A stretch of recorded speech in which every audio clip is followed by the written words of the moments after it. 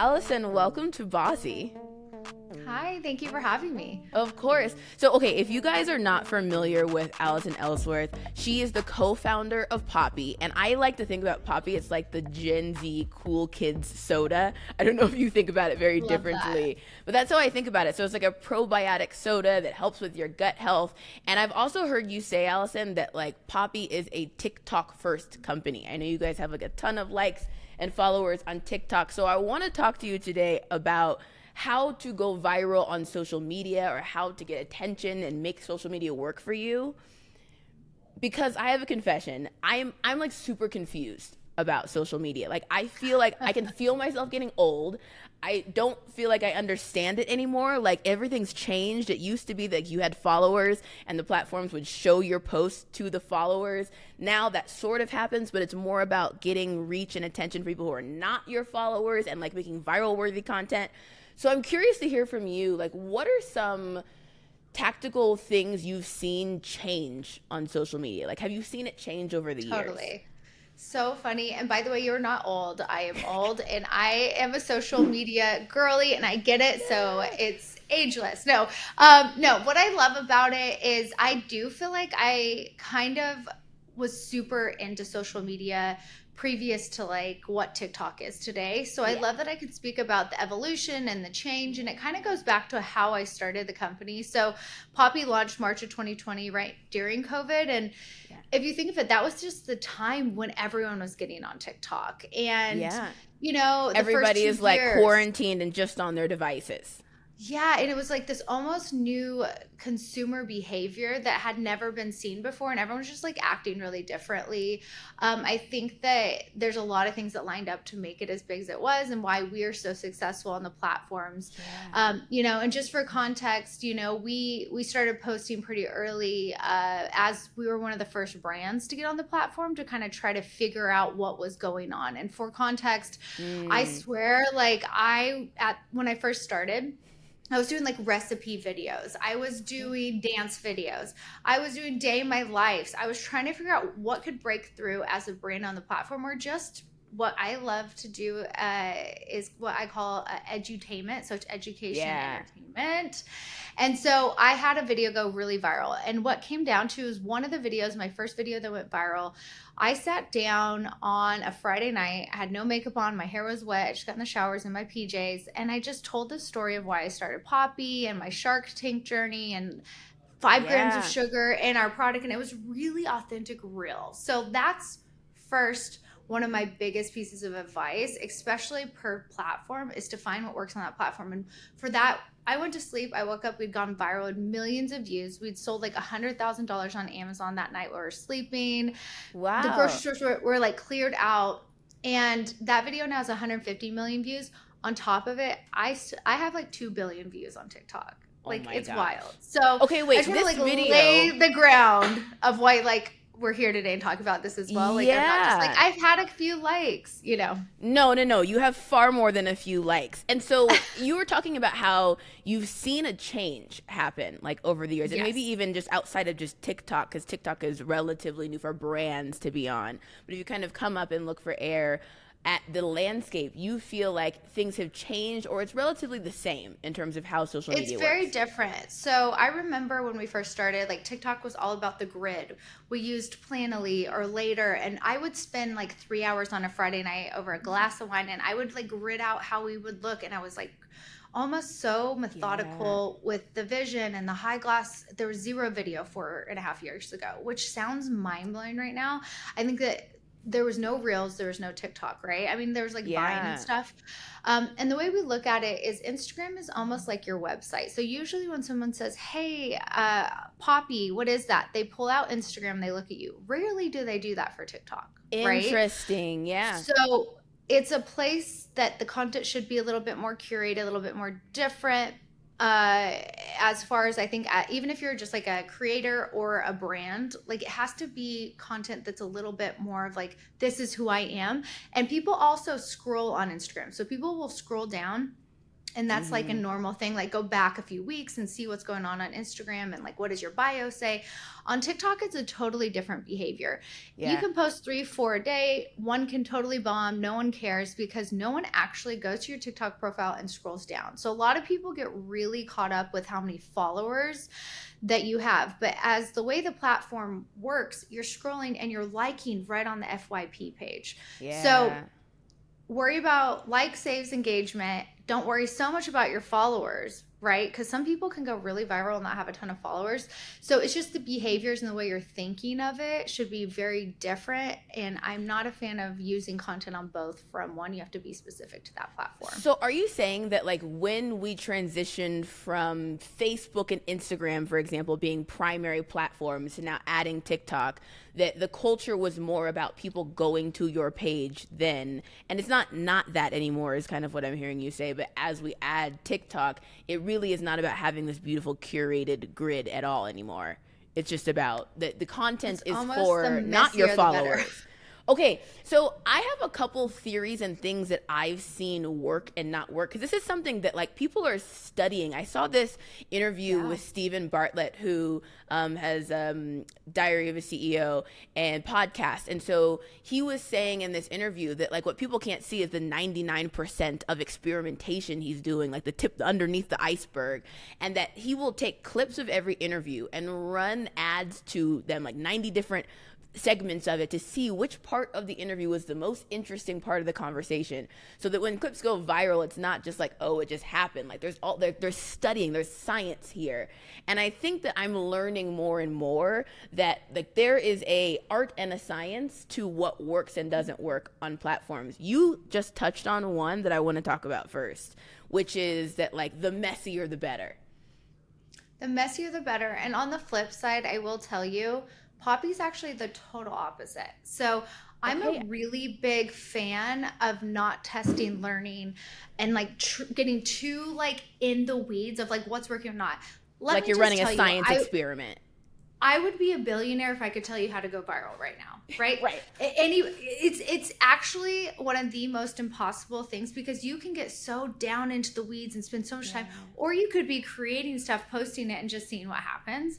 And I like being on that flip side of it. And it's like, try something high gloss on TikTok if the authentic stuff isn't working for you, right? Yeah. I think like that's how we test and learn versus like worrying and putting through a software and like chopping it up and doing all this stuff. So I think what works for different people, I think, is a really big takeaway is not going to work for everybody. And you kind of have to find what is your secret sauce and what almost like talk you get on, like what genre. Like there's mom talk, there's food talk, there's Poppi talk, like, right? So I think that I've seen that work that way, and I've heard a lot of people talk about that, but for us it's the total opposite. And I think it's good for people who heard that both can work. Yeah, because when I look at your page, it looks produced, in that like the colors pop, pun intended, and like it's bright, and it doesn't look like I have a friend, Rachel Rogers, who she does this series of posts where she will like, she's on her morning workout walk and she's talking to the camera there, and she's like sweaty, and like that is the thing. I think Katie Gaddy-Tossin, who used to co-host this podcast with me, she also is really good at sort of just like, let me just pop up, I'm like in my kitchen doing something mundane, and like that really resonates. I think when I think about the stuff I like, I think I tend to like something that is like intentionally designed, that is like artful and intentionally designed. And so I think when I look at the platforms of like what's working and what's not working, I'm confused by it, because you're right. Like the not organized, here I'm just kind of here to talk to you, that worked for you in one of your early posts. Right. But it doesn't work for everybody. But there's plenty. Let's be real. So let's take a piece of content and kind of like break it down. So perfect. I love to work into the spaces of like threes. So I'll come up with an idea, and for me, I'll just use an example of like what I said, like the founder story. So I'll do one piece of content of me sitting down that's less than 1 minute, because short form works really well. And I just tell the founder story and talk about the product. A second idea about founder story is you do a 15-second or less, like, hey, quicker, Allison here, try my product, do some text overlay. And then a third idea is using a trending sound or a trending song and putting text over it telling the story. So I just got 3 pieces of content you can actually post within 20 minutes of each other. You also don't have to spread that out over it. So I think a lot of times people get really caught up on the content creation. Like recipes work really well for Poppi, right? Showing the liquid. So we'll do like a holiday recipe right now, right? And mocktails, cocktails, like there's so many different things, and those actually have to be a little bit more planned out, right? We have to have the ingredients. We want to make sure the light is right. So we do, quote unquote, do produce content, but it's produced content on an iPhone. We don't use like fancy cameras. So there's different levels of produced content. We've tried to post our commercials that we run on like the TV. We've ran Super Bowl ad, you know, like none of that has actually worked on any of these platforms unless, for example, I'll do a green screen. So I'll show the ad in the back. I make it less high gloss because I'm doing a green screen and saying, hey guys, you know, oh my goodness, look at our Super Bowl ad. And that works well. Yeah. Okay. That works well. So, you know, there's just different ways to break it down between high gloss and to what you said, some people react different to certain things. Some people only want to see it, but I think that works a lot better on Instagram. Like we stay way more high gloss. We do high photography, a lot of recipes, more influencer content, those type of things. So it's once again per platform. And then of course there's YouTube, which is a whole other beast. Don't know if we have time to get into that today, but it's crazy. Okay, I want to talk to you about something that sort of relates to YouTube then, because one of the things that I see is something that people are intentionally thinking about in their content is doing something in the first few seconds of the video that really grabs attention. Can you think of an example of posts that you've done that were successful where you were intentional about how do we pull people in at the beginning? Yeah, they're like little catchphrases, and I'll test them on different videos, but it doesn't stop me from like posting it. So for example, I personally hate it when it's like, don't scroll, like where you're screaming at someone. I immediately want to scroll personally. Yeah. It's like we've heard that hook before, so it's not a unique hook. We've heard that. Exactly. So it's more so little things like, have you ever thought about? And then that stops people. Or like you say something like, the first time I ever wanted to, right? It's these things that storytelling. So it comes down to storytelling versus I hate the salesy, like, you're going to miss out on this. You know, I think if you can find a way to storytell or like come at it from more of an authentic where it's like draws people in like, oh, what is she talking about? She's my friend. Then you don't feel like you're getting sold to. You feel like you're over the top of if you're a creator. So I always like try to give like that kind of advice, which is harder. And then if it's not working, try attention, listen up. Attention, like listen up. Okay. So these are typically, girls, I have some tea to spill. Like people will say that.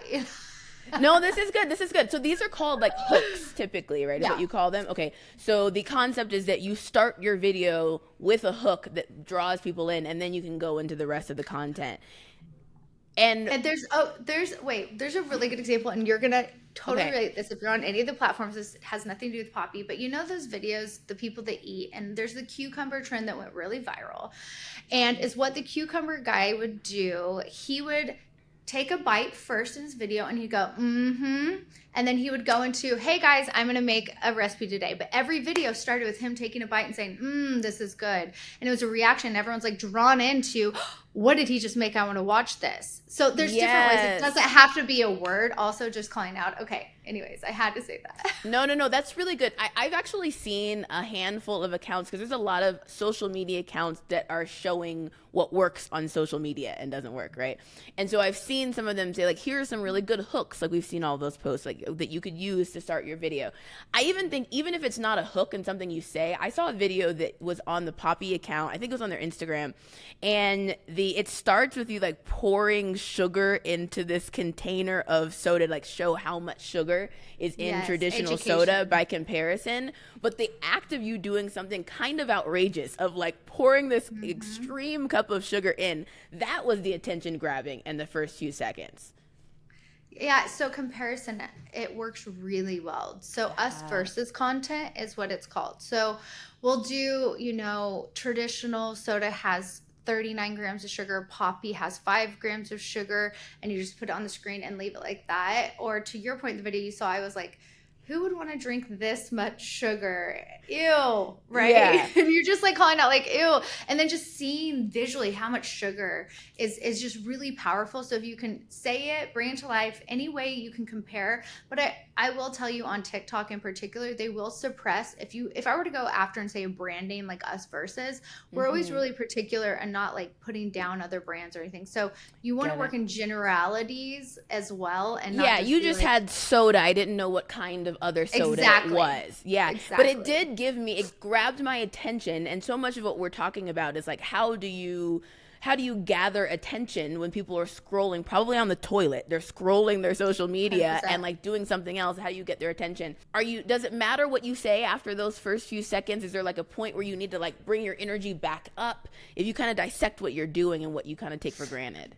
Yeah, and it's for example, I think if you get really long and you run on and you're not getting to a point, something that works really good is like humor.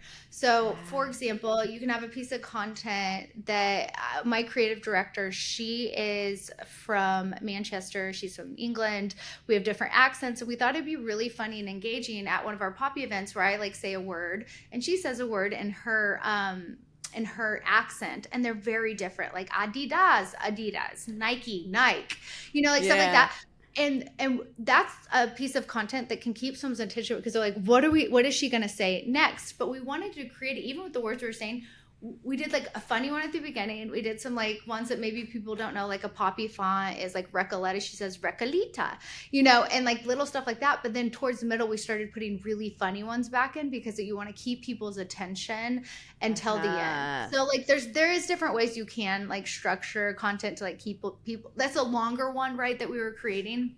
If it's 15 seconds or less, it's harder to create that arc of storytelling. Yeah. So the majority of the content that we make is anywhere from I would say it's around 1 minute.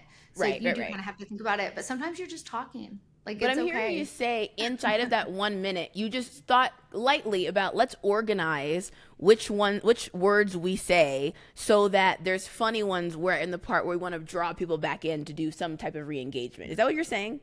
Yeah, exactly. Okay, got it. And another piece too that I think people take for granted a little bit is, for example, giveaways. So what I love about giveaways is it's giving back. It builds community. It's a way for you to gain a lot of new faces or new audiences or new followers or whatever you want to do depending on the platform. But Poppi uses giveaways in such an interesting way. We use it between organic and paid. So we'll do a giveaway for say Prime Day. We know Prime Day is coming up, and this is how I will structure it. Instead of me saying we're going to be on sale for something, I'm like, hey guys, we're going to be on sale for 20% off. Like, that's boring. I don't want to say that. So I'll say, hey guys, we're giving away a Poppi fridge or a year's ability to be on our PR list, but I'm doing this in celebration of Amazon Prime Day where we're 40% off. That's way less salesy. There's ways that you can get, like, also if you're trying to get a point across, your information across, like, we use giveaways as a way that creates high engagement. Yeah. People want to see it's a new way. And then we're also getting a key message like, hey, guess what? We're also 20% off today for Prime Day. So I think there's ways that you can use strategic content to make it more fun, make it more engaging. Everyone loves a giveaway. Yeah. So that's, you don't always have to be like, hey guys, we're on sale. Like, nobody likes to be sold to at the end of the day. I would call this like a Trojan horse strategy where you're like taking something that works, that people are engaging with, like a giveaway, and you still have another message that you're trying to share, but you kind of like put it inside of the horse to deliver it so that people kind of first have that interaction with the thing works. And I love when I ask a giveaway versus saying like and comment below. I'll say comment below your favorite flavor. And then we have actually used that as data. It's like, wow, look at how many people said strawberry lemon. Like, there's so much more you could do if you like think about what you're trying to get across rather than just like posting stuff and hoping that comment below your bestie. Sure, you want people to tag and get more eyes. So there's different ways you can do it and use giveaways more than just a giveaway, just saying. There's another tactic that I think I see work, and I want your opinion on this, where like people really want to see what happens at the end.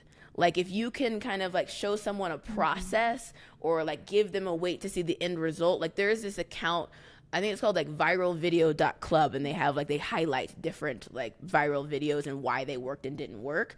And there's this one where he's like dribbling a ball, and he's like, I'm going to try to dribble this ball X number of times in 60 seconds. And you want to see, like, can he do it? You're There's like vested. a number. You're vested, and I want to wait to Yes. the end of the video to see how many times he does it. And I think, maybe you can correct me on this, but I think all the platforms are looking at, like, how long did people watch the video? Yeah. They're looking at all these analytics to determine, should I show it to other people? It's not like, oh, I'm going to show it just to your followers. Did you know a good watch time on a video for TikTok, if you can get to 6 seconds, like that is phenomenal. That's 6 seconds? 3 seconds is like, heck yes, girl. So like that's why they say the first minute of being like, hey, Allison, founder of Poppi here. I usually say that I start mine a lot out as like that because at least I got Poppi in the first like 1 or 2 seconds. Because that's all you get. Because that's all you get. But no, to your point, I think that that's really important to talk about, but I think it's understated as well with it. Like a lot of them, I'll see people say like stitch incoming or watch till the end. They'll physically say it to keep your attention, like just hang out there. But there's nothing worse. There's people who do it and then nothing happens and then you're mad. They'll do that too. But what I'm hearing you say is you can say stitch incoming, or like here's what's about to happen in some way. I'm gonna bounce this ball, but then immediately after that, you better say something related to, if you're doing this for a brand, you better say something related to your core message and brand, because that's probably all you're gonna get. Exactly. Okay. That's for the brand. But I think like influencers as well and creators, like they need to be able to get across like what is the point of the video and why should I stick around and watch it? Like, I think one of our partners that we work with is Alex Earl, and she does like storytellings. Like it's the get ready with me mentality.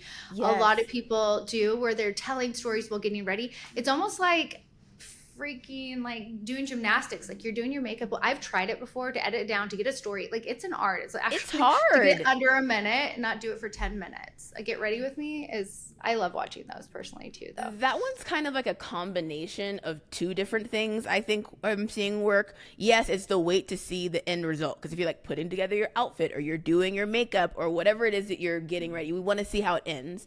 But also, I think doing something mundane, like we were talking about, also works really well. So like I'm making a sandwich, I'm folding my laundry, like just doing regular stuff. My life. Yeah, day in my life also works well and probably has more place for storytelling. How do you know, like all these things that we're talking about that work well, right? Like putting a hook at the beginning, making sure right after that hook, if you're going to have a hook, that you say something about your brand, if you're thinking about this from a brand perspective, because that's all the time you get. Creating something where people want to see the end result. All of these things, how do you know these things? Are you just like watching other people? So my biggest piece of advice, if you want to be good on social media and actually take it serious, you need to get on from a studying perspective. So every morning I get on the platforms with my coffee and I scroll not to consume. I scroll to learn, to save, to know what's trending, what hashtags. There's also a ton of support on like TikTok side. They'll tell you what is trending, they have platforms for that now that you can go to. But you need to, I'm saving videos. What is the thing that just came up 30 times on my page today? We got to go make in the office today. Because if you wait tomorrow, it's not a trend anymore. Let's be real. So those things in your saved thing from 3 weeks ago, like probably aren't cool anymore. Don't make them. Wow. But I think that that's a really big one. I say just find 20 minutes in the day to study the platform, to stay up on it. And just all you're doing is scrolling and saving. Oh, that could work. Or that's an idea. Or the creativity that comes in when I see just other content, I'm thinking, oh, how does that pertain to Poppi, or how I can make it for my personal pages, right? Yeah. I think it's really important. You can't just expect to get it if you don't put the time in and invest to get it. Correct. I think this is my personal dilemma because I feel like social media comes with, at least for me, so many other things. Like if I'm on there studying, I'm also seeing all kinds of stuff that's like making me feel like, oh, I should be doing this other thing that I'm not doing or accomplishing in my life. And like it takes me on some inevitable spiral. And so I have to like figure out, even for myself, like how do I balance, oh, I'm studying what's happening in the market, and like now I'm just like mindlessly looking at stuff, right? Yeah. Yeah, don't go down the rabbit hole. I'm very particular with that because I'll find myself doing it and then 100% that happens. So like you have to be very You have to catch self-aware. yourself. Yeah. Catch yourself. Yes. How do you know the difference between I'm studying what's happening in the market and I'm now down the rabbit hole? Like for yourself, how do you know that? So I love my notes on, I have an iPhone. I Yeah. love my notes. So if like it's a really good idea, I don't want to like forget it. So sometimes I will literally physically take that, put it in my notes, and then write the idea underneath it. Because you'd be surprised when you're scrolling and be Ah. like, that is the best idea ever. There's no way I could ever forget to do something like that. And then I'll go back and be like, why did I save this? So that's where I know I'm working and with it. If I'm not kind of doing some kind of motion where I'm like physically like thinking, brainstorming, writing down, saving it for later, Yeah. then I'll be real. I love to also scroll on social media We all and do. consume Yeah. it. Yeah, like so that's for me helps differentiate the two. And if I find I'm not doing that, I'm like, oh, I just got sucked in. Yeah. Okay, got it. And it doesn't sound like the thing you're trying to accomplish is like I'm going to find like a unique idea that no one's ever done and do this on social media. It's more like let me find things that I like other people are doing, but what's the Poppy twist that I can put on it? Is that right? So if you can come up with original content and go viral, like that is like the holy grail, right? Yeah. So for us, we're constantly throwing our own original content up. Like that's a huge piece of what we're doing. But if you want to stay relevant and go viral and be part of the trends and be cool, like you do have to stay up with the trends. So I think you Yeah. need a mix. And if you are only doing the trends, you should not be doing that. You have to have a balance because then like why are you original? Why would people want to follow you? Why would they want to look at your content if you're just doing kind of what everyone else is doing? But I think it's a balance because you almost have to do both. So I think that's a really important Yeah. takeaway. Are there any other tips that we have not talked about that you find like really work well for you on social? Talk to me about some of those. So one really big piece that I think holds people back is the editing piece of it, of social media. So there's quite a few different platforms. You can edit in app. You can use like a CapCut or a Splice. You can use Adobe. Like there's all sorts of stuff. And I always tell people don't overthink it. Film as much content as you can in app.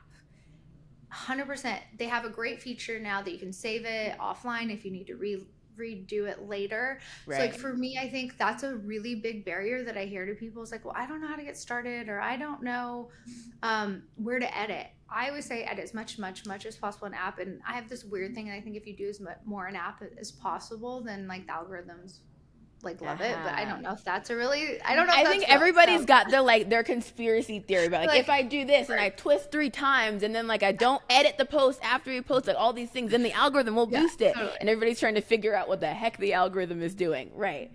Okay. Yeah, no, so and then I think like something that's really good for just like high engagement content, if you're like, I don't know where to start, is if you do post or you're having something that goes viral, a really easy piece of content to do is to go into your comments and just do a video reply with your comments. Yeah. People are asking a question for a reason, and to get a live answer is going to be really engaging. It's content above, it's someone's already asked it. Like, so that's a really easy piece of content to always just throw in that's original content. No one else is doing it. So I think like if you can find a combination of doing a couple of these things, you'll at some point see some virality if you're not like doing something crazy. I like that second one too because it one other tip I've heard is that you want to lean in to using the features that are relatively newer on the platform because the platform is often like, maybe this is a conspiracy theory too about it, but Totally. like it's often incentivizing you to use their new stuff. And so the video on a comment is no longer new, but when new things come out, to use that feature and capability, and you'll get more of a push for the platform to show people. Do you think that's true? No. Okay, so I'm like on this like TikTok board. It's this TikTok collective with like people, and I'm at the top of the top on the business growth side, and I'm talking to these people, and I ask these questions, and they all tell me it is bullshit.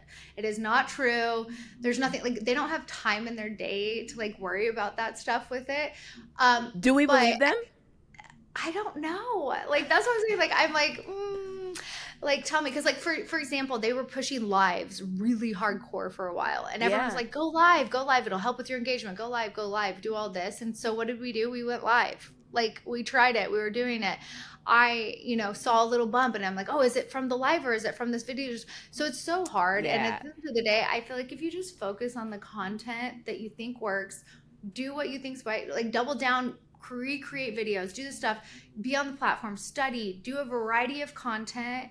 And then, if you're having fun while do it, you'll probably find your niche and you'll find your right audience or community. Beautiful. Thank you so much. This is really helpful. And I think for folks who are navigating how to like get more momentum on social, this will be a really helpful guide for them. Oh, well, thank you so much for having me. I had so much fun.